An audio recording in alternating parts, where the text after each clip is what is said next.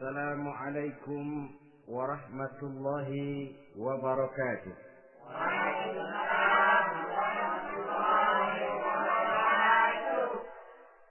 Bismillahi walhamdulillah, wassalatu wassalamu ala sayyidina rasulillah wa ala alihi wa sahbihi wa mawalah. La hawla wa la quwwata illa billah, amma ba'du. Saudara-saudara kaum muslimin yang berbahagia, di dalam kehidupan ini kita senantiasa mengambil i'tibar, contoh dan teladan dari orang-orang sebelum kita. Itu sebabnya kepada baginda Nabi kita Muhammad sallallahu alaihi wasallam Allah Subhanahu wa taala menjelaskan cerita para nabi sebelum beliau dalam ayat "Tsumma naqussu 'alaika min anba'ir rusuli ma nusabbitu bihi fu'adak." Demikianlah kami ceritakan kepadamu wahai Muhammad sebagian dari kisah para rasul-rasul sebelum kamu yang dengan itu akan memperkuat hatimu, meneguhkan keyakinanmu dan memantapkan pendirianmu. Inilah manfaatnya belajar dari sejarah. Jadi jangankan kita, baginda Nabi sendiri pun oleh Allah Subhanahu wa taala diceritakan sejarah para nabi sebelum beliau yang dimusuhi oleh umatnya, yang dicaci maki oleh kaumnya, yang terusir dari kampung halamannya, bahkan sampai ada yang terbunuh oleh umatnya. Itu seluruhnya merupakan i'tibar ma nusabbitu bihi fu'adak, untuk memantapkan langkahmu, meneguhkan keyakinanmu dan menguatkan pendirianmu menghadapi perjuangan ini. Sehubungan dengan itu, pada pertemuan kali ini Al-Fakir ingin menyampaikan satu cuplikan kecil dari kehidupan seorang sahabat utama baginda Nabi, yaitu Sayyidina Umar ibn al-Khattab radhiyallahu anhu. Beliau adalah Umar bin Khattab bin Nufail bin Abdul Uzza dari suku Quraisy golongan Bani Adi. Perawakannya tinggi, kekar dan gagah, melambangkan sifatnya yang pemberani, tegas, dan tidak pernah kenal takut kepada siapapun. Sebelum mendapat hidayah, Umar bin Khattab termasuk orang yang berdiri di barisan orang-orang yang memusuhi umat Islam. Ia terperangkap dalam tradisi jahiliyah, di mana gemar berperang dan bermabuk-mabukan juga merupakan hal-hal yang pernah dilaksanakan dalam kehidupannya sebelum beliau masuk ke dalam agama Islam. Oleh karena itu, dalam kehidupan beragama, hidayah merupakan sesuatu yang penting. Bagaimanapun banyaknya dosa dan kesalahan yang telah dilakukan oleh seseorang, tidak seharusnya menyebabkan ia putus asa dari rahmat Allah. Sebaliknya, bagaimanapun banyak kebajikan dan kebaikan yang sudah dikerjakannya, tidak perlu membuat dia besar hati, puas, bangga, apalagi menjadi lalai karenanya. Sebab kita belum tahu akan bagaimana ujung perjalanan dari kehidupan kita ini. Saudara-saudara, kisahnya pun masuk Islam merupakan peristiwa yang menarik. Pada satu hari, dengan pedang terhunus, Umar bin Khattab menuju Darul Arqam, tempat di mana baginda Nabi biasa berkumpul dengan para sahabat. Melihat mukanya yang beringas, matanya yang nanar, orang sudah menyangka dan mengerti ini tentu akan terjadi pembunuhan. Dalam perjalanan menuju Darul Arqam, Umar bertemu dengan Nu'aim bin Abdullah. Nu'aim bertanya, "Ya Umar, mau kemana ente?" "Mau membunuh itu, si murtad itu kan." "Si murtad yang mana?" Yang mana lagi? Itu yang memecah belah kita, yang menghina berhala-berhala kita, yang menjelek-jelekkan nenek moyang dan keturunan kita. Siapa lagi kalau bukan Muhammad? Kata Nuaim Umar, enggak salah. Tidak salah lagi. Salah Umar. Salah kenapa? Apa kamu enggak malu? Kamu mau pergi membunuh Muhammad. Sementara adikmu sendiri Fatimah, dia sudah termasuk salah seorang pengikut Muhammad. Mendengar ini, muka yang memang tadinya sudah marah dan merah, tambah jadi kelabu. Bukan main mangkalnya Umar bin Khattab. Orang lain dia musuhi, orang lain dia kejar-kejar. Ini malah adiknya sendiri menjadi pengikut dari baginda Nabi. Tidak jadi menuju Darul Arqam, dia berangkat ke rumah adiknya Fatimah. Adapun di rumah Fatimah sedang berkumpul Fatimah, suaminya Sa'id bin Zaid, dan seorang sahabat Habbab ibnul Arad. Mereka sedang membaca Quran. Waktu itu Quran belum lagi dijilid macam sekarang, jadi masih merupakan suhuf atau lembaran-lembaran tercecer saja. Ketuk pintu. Ya tentu tidak assalamualaikum karena dia belum Islam. Tok, tok, tok. Siapa di luar? Umar. Mendengar suaranya saja, ini sahabat yang namanya Habbab ibnul Arad sudah lari ke belakang pintu. Sambil qomat kamit baca doa mohon diselamatkan oleh Allah. Adapun Fatimah yang sedang memegang suhuf, lembaran tulisan Quran itu, menyembunyikan suhuf itu di belakang bajunya. Umar masuk. Fatimah, saya bang, apa benar berita yang saya dengar? Berita apa itu bang? Bahwa kau sudah masuk Islam. Bang, andai kata Muhammad memang benar, bagaimana? Sudahlah, jangan belit-belit. Jawab saja, kau masuk Islam benar atau tidak? Ya. Saudara hadirin, begitu dikatakan iya, tangannya langsung melayang, menampar muka adiknya ini, sehingga mengalir darah dari hidungnya.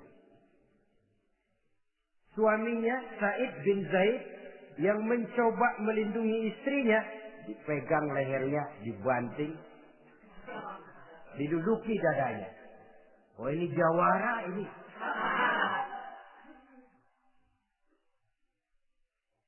Namun pada saat sedemikian, suara kebenaran terpantul dari mulut Fatimah, adik dari Umar bin Khattab ini. Umar, apakah engkau memukul orang yang bersaksi bahwa tidak ada Tuhan melainkan Allah dan Muhammad Rasulullah? Apakah engkau menganiaya seseorang yang terpanggil untuk mengikuti kebenaran? Manusia macam apa engkau, Umar? Saudara, memang dia orang keras, tapi hatinya mudah menerima kebenaran. Sehingga mendengar kalimat adiknya ini tercenung dia sejenak. Melongo. Bengong kata anak sekarang.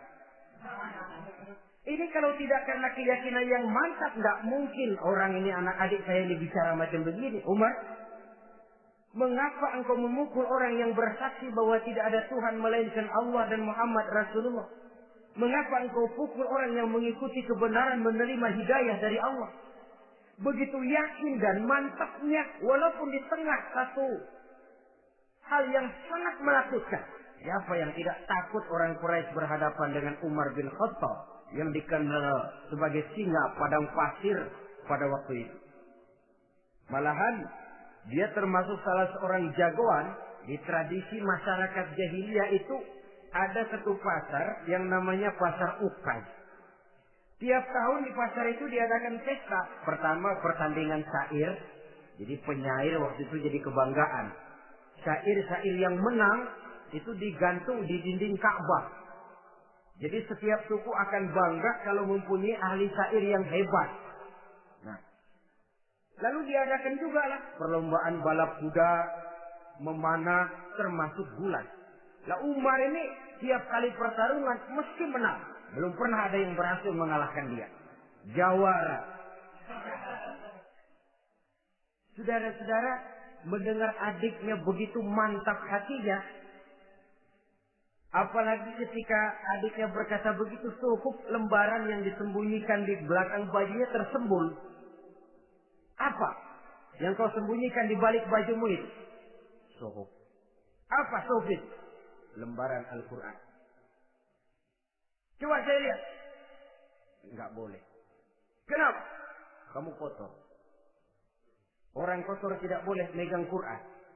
Saya mau lihat. Enggak boleh. Kalau kamu mau lihat, mandi dulu.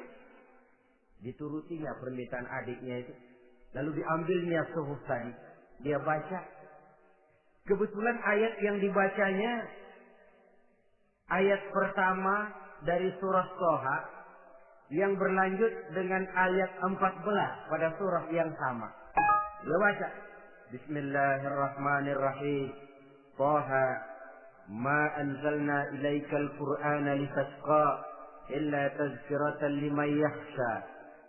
Thaha, tidaklah aku turunkan Al-Quran ini untuk bikin sukar manusia, melainkan merupakan pengingat bagi orang-orang yang takut kepada Allah. Lalu pada ayat ke-14, Innani anallahu la ilaha illa ana fa'budni. Sesungguhnya akulah Allah, tidak ada Tuhan melainkan aku, maka hendaknya hanya kepadakulah kamu menyembah. Wa aqimis salata li dzikri, dirikanlah salat untuk mengingat aku. Inna sa'ata atiyatun akadu ukhfiha litujza kullu nafsin ma tas'a. Sesungguhnya kiamat itu pasti akan datang, yang sengaja waktunya kami tidak beritahukan kepada kamu semua, untuk kami balas segala setiap orang tentang apa saja yang telah mereka lakukan dalam kehidupan di dunia ini. Setelah membaca ayat ini, gemetar tangannya. Ah, ini sih nggak main-main ini.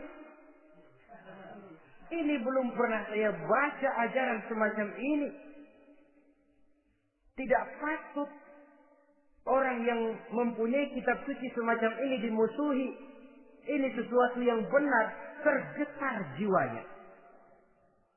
Hei, Fatimah, Muhammad di mana Muhammad? Saya tidak akan memberitahu kepada kamu. Di mana? Saya tidak akan memberitahu. Lebih baik kau bunuh saya kalau memang maksudmu mau mencelakakan Muhammad. Sama sekali saya tidak akan mencelakakan dia, Fatimah. Kasih tahu saja, di mana dia? Darul Arqam. Bergegas dia menuju Darul Arqam. Di dalam Nabi memang sedang kumpul dengan para sahabat. Termasuk ada Sayyidina Hamzah yang juga terkenal jawara juga. Ketuk pintu. Ketuk pintu. Siapa di luar? Umar. Di dalam ini geger pembagian sahabat. Umar datang ini pasti bencana. Umar datang, wah, kalau istilah kampung, kerok dan urusan.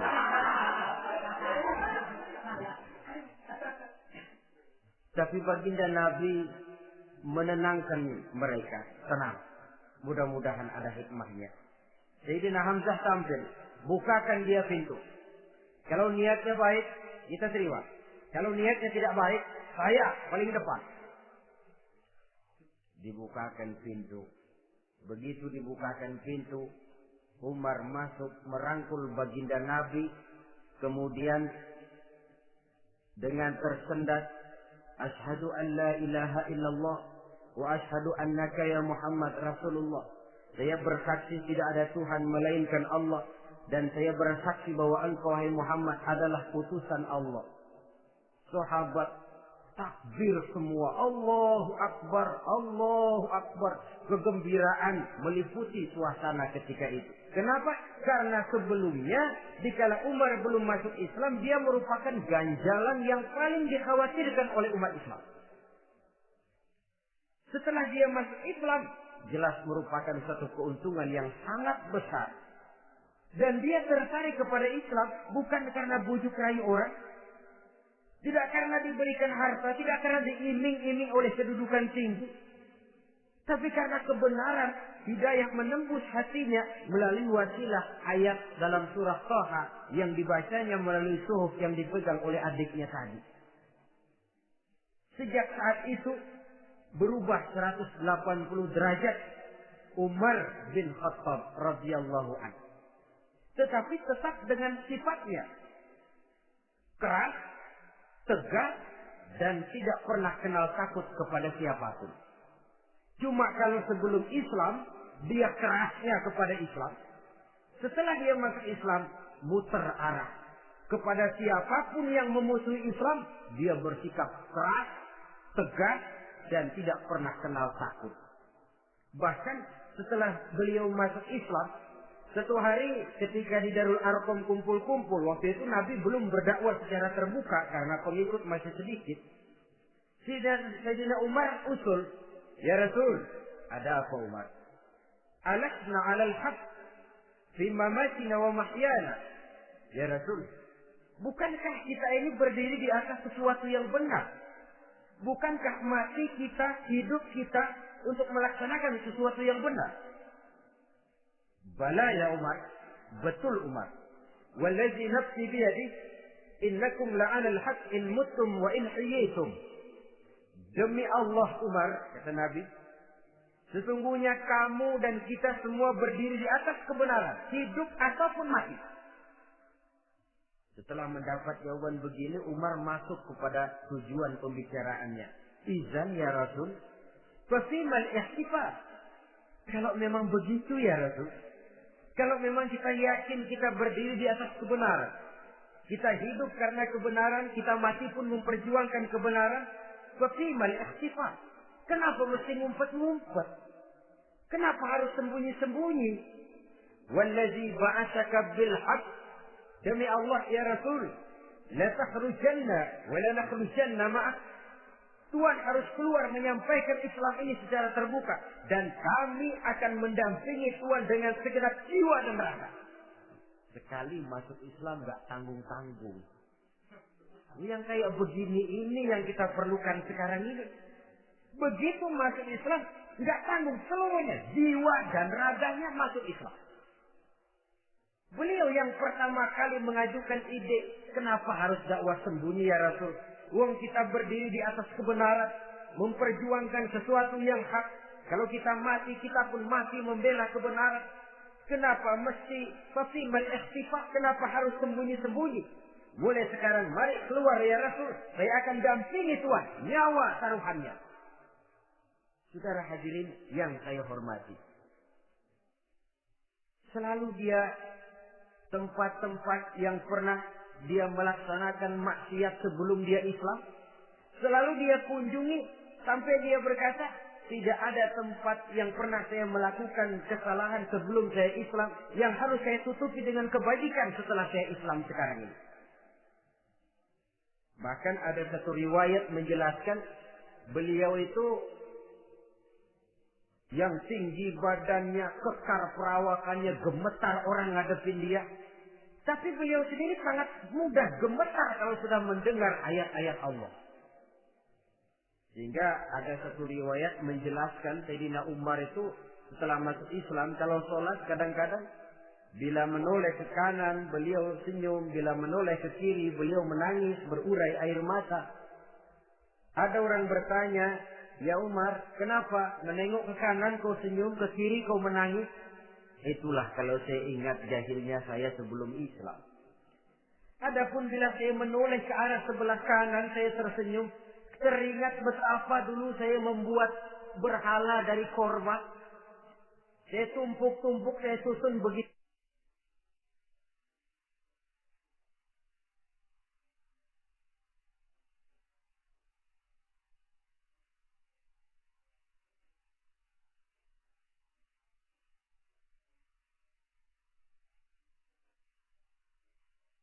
Itu rupa. Setelah saya sembah, saya makan itu korban. Gagah betul saya waktu itu. Sampai Tuhan pun saya makan. Adapun kalau saya menoleh ke kiri, teringat putri kesayangan saya yang terbawa oleh tradisi jahiliyah. takut menanggung aib, merasa malu mempunyai anak perempuan sampai dia terkubur hidup-hidup. Berurai air mata saya mengingat semua itu. Padahal Nabi sudah memberikan jaminan. Sebab saudara, jangan lupa, orang kafir masuk Islam, dalam Islam itu dihitung dari bayi lagi. Dari nol, itulah untungnya. Jadi misalnya sudah 60 tahun, dari kecil sampai 60 tahun kafir. Umur 61 masuk Islam. Nah, sejak umur 61 itulah yang dihisab oleh Allah. 60 tahun ke bawah gratis bersih pemutihan. Istimewa betul. Tapi jangan lalu diniatin, gua kafir aja. Nanti sudah tua-tua mau giliran mati baru Islam. Nah, itu diniatin lain. Ini yang karena faktor hidayah, saudara-saudara. Nah, cintanya kepada baginda Nabi luar biasa. Dalam setiap pertempuran beliau selalu di front terdepan. Bahkan demikian cintanya sampai ketika hari di mana baginda Nabi wafat, saudara-saudara. Disampaikan berita wafat Nabi kepada Umar. Ya Umar, baginda Nabi sudah wafat. Kamu ngomong apa? Baginda Nabi sudah wafat. Bukan sedih, nyabut pedang, keluar matanya melotot. Siapa yang bilang Muhammad mati, saya sabat batang lehernya. Begitu cintanya beliau kepada baginda Nabi, sampai-sampai nggak menerima kalau Nabi wafat. Taruhlah nggak bisa mati bersamaan, bolehlah mati beriring-iring saja barangkali maksudnya. Saudara-saudara, cabut pedang, sayaban kemana-mana. Ayo, siapa ngomong Muhammad mati, saya tebas batang lehernya. Sampai bertemu dengan Sayyidina Umar, Sayyidina Abu Bakar.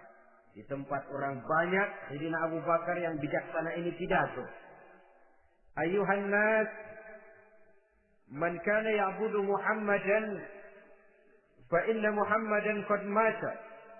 Wa man kana ya'budu Allah, fa inna Allah hayyun la yamut. Wahai manusia, barang siapa yang menyembah Muhammad, maka Muhammad sudah mati. Tetapi barang siapa yang menyembah Allah, Allah akan hidup selamanya dan tidak akan pernah mati. Mendengar pidato ini, Sayyidina Umar sadar bahwa sebenarnya yang tidak bisa mati itu cuma Allah. Bagaimanapun agungnya baginda Nabi, besarnya baginda Nabi, tinggi akhlak budi pekertinya Nabi, cintanya beliau kepada Nabi, tapi Nabi manusia. Dan manusia harus mati. Kemudian dibacakan surah Ali Imran ayat 144. Wa ma Muhammadun illa rasul qad khalat min qablihi ar-rusul afa in mata aw qutila qalabtum ala aqabikum. Muhammad tidak lain daripada manusia, telah datang kepadanya rasul. Apakah jika ia mati engkau kembali menjadi murtad atau mundur ke belakang? Mendengar ayat ini dibacakan, Sayyidina Umar sadar, berurai air matanya, menangis dalam kesedihannya. Ini cintanya yang demikian tinggi kepada baginda Rasulullah sallallahu alaihi wasallam. Begitulah seluruh kesalahan yang dia lakukan pada saat sebelum dia masuk Islam, berusaha dia tutupi dan dia tebus dengan segala kebaikan, pengabdian, perbuatan soleh setelah dia masuk Islam. Sehingga diajarkan oleh baginda Nabi, ittaqillaha haitsu ma kunta wa atbi'i sayyi'atal hasanata tamhuha wa khaliqin nasa bi khuluqin hasanin. Bertakwalah kamu kepada Allah, kata Nabi, dimanapun saja kamu berada. Jadi takwa tidak kenal tempat. Dimanapun saja kamu berada, bertakwalah kepada Allah. Di rumah takwa, di pasar takwa, di kantor takwa, di tengah orang banyak takwa, pada waktu sendirian takwa. Ittaqillaha haitsu ma kunta. Bertakwalah kau kepada Allah dimanapun saja kamu berada. Jangan takwa pakai tempat. Di masjid takwa, di kantor nyolong. Itu tidak haitsuma kunta. Yang diajarkan oleh Nabi, dimanapun kamu berada, bertakwalah kepada Allah. Wa atbi'i sayyi'atal hasanah tamhuh. Dan iringi perbuatanmu yang salah dengan kebaikan. Jadi kalau satu saat terselip kita berbuat salah, cepat iringi dengan kebaikan. Tamhuha, dengan harapan kebaikan yang kita kerjakan akan menutupi dosa yang terselip kita lakukan. Ngomongin orang, astagfirullahaladzim. Banyak istighfar. Istighfarnya mudah-mudahan bisa nutupin dosa karena ngomongin orang. Tapi jangan lalu tambal sulam. Ngomongin orang istighfar. Terus ngomongin lagi istighfar lagi. Itu tentu tidak bisa dengan cara begitu. Barangkali terselip pernah mengambil harta orang tanpa alasan yang hak. Imbangi dengan rajin sedekah misalnya. Barangkali pernah menyakiti hati orang, imbangi dengan perbuatan yang bisa menyenangkan hati orang lain. Itu namanya mengiringi perbuatan yang bersifat salah dengan kebajikan. Ini yang dilakukan oleh Sayyidina Umar. Setiap pelosok hampir dia datangi. Tempat-tempat di mana dia pernah melakukan kesalahan sebelum Islam, di sana dia tegakkan kebajikan dan kebaikan. Kegagahannya, keperkasaannya, keberaniannya sepenuhnya bulat-bulat sudah diwakafkan untuk kepentingan Islam. Saudara hadirin yang saya hormati, diperlukan orang-orang yang punya keberanian macam Sayyidina Umar. Berani karena panggilan hidayah, bukan berani babi. Berani juga babi, cuman nyeruduk. Artinya berani yang tanpa pertimbangan. Berani yang tanpa pertimbangan pada akhirnya akan menyulitkan kita sendiri. Beliau gagah, beliau berani, beliau punya kekuatan, beliau punya wewenang. Dan itu dimanfaatkannya untuk menjadi backing baginda Nabi kita Muhammad sallallahu alaihi wasallam. La takhrujanna wa la nakhrujanna ma'ak ya Rasul. Ya Rasul, keluar, sampaikan dakwah secara terbuka. Saya akan mendampingi Tuhan. Jika ada yang ganggu Tuhan, saya paling depan. Backing yang mendampingi Rasul untuk menyampaikan risalah Islamiyah ini. Saudara hadirin yang saya hormati, wa khaliqin nasa bi khuluqin hasanin, kata Nabi. Dan pergaulilah manusia dengan akhlak yang baik, karena dengan ini kau bisa mengambil hati orang. Dalam hadis lain katakan, innakum la tas'una an-nasa bi amwalikum walakin yas'uhum minkum bastul wajhi wa husnul khuluq. Kamu tidak akan bisa menyenangkan orang banyak dengan hartamu, tapi kamu bisa ambil hati mereka dengan budi pekerti yang luhur dan muka yang manis. Dengan harta belum tentu kita bisa menyenangkan semua orang. Tapi budi pekerti yang luhur, muka yang manis, itu yang akan bisa membuat kau menyenangkan orang banyak.